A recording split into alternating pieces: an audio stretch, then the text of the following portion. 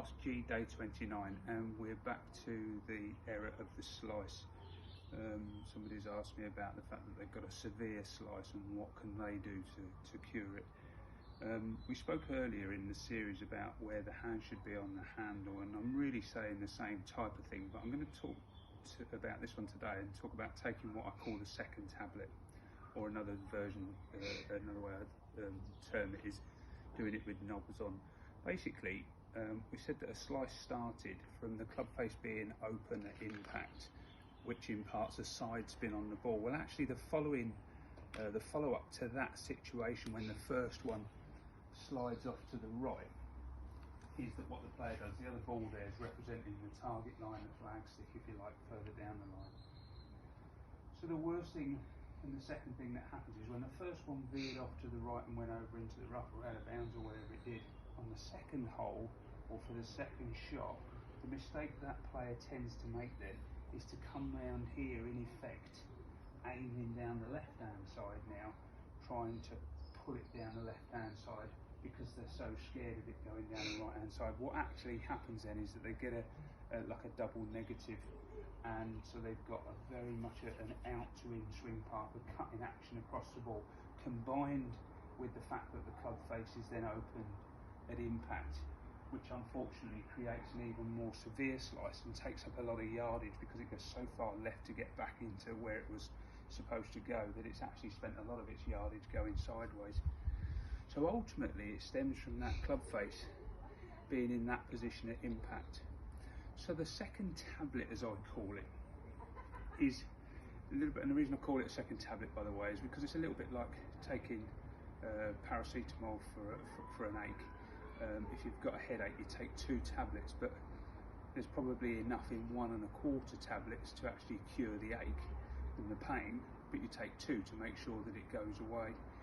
So the second tablet, in this sense, to make sure that the club face is going to try and come back square, is to probably try and get the club face coming back closed.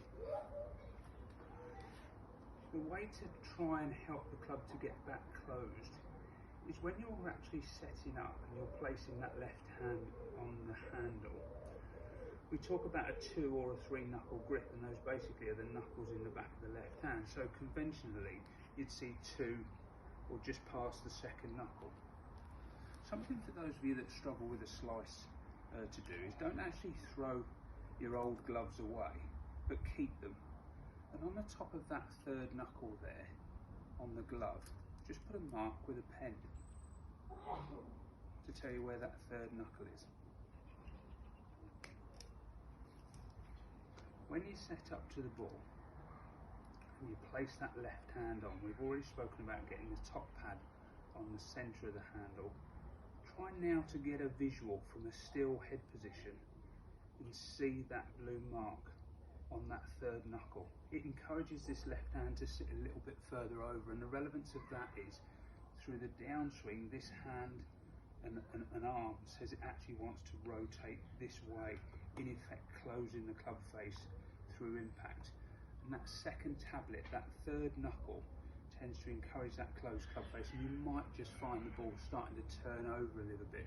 I'm much more in favour of setting the hand in position than some players who would, some coaches I should say, who might really encourage you to force the hands to turn over.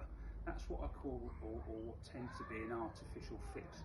I much prefer to set myself so that it takes place. I tend to find that that cures it. And remember that you can practice hitting it down the left hand side, and until, if your issue is that you're hitting it off to the right, until you can see the other extreme, you can't actually find the happy medium. So you may have to start to hook the ball a little bit and turn it over a little bit before you actually then start to try and straighten up a little bit. I hope that makes sense. So we're looking for that 3rd knuckle to be visible on the back of the glove hand or the left hand before we go in. Tomorrow I'm going to talk to you a little bit more about the hold of the club and the difference between interlocking and overlapping. There's the end of number 29. Tomorrow I'll see you for number 30. Thank you very much.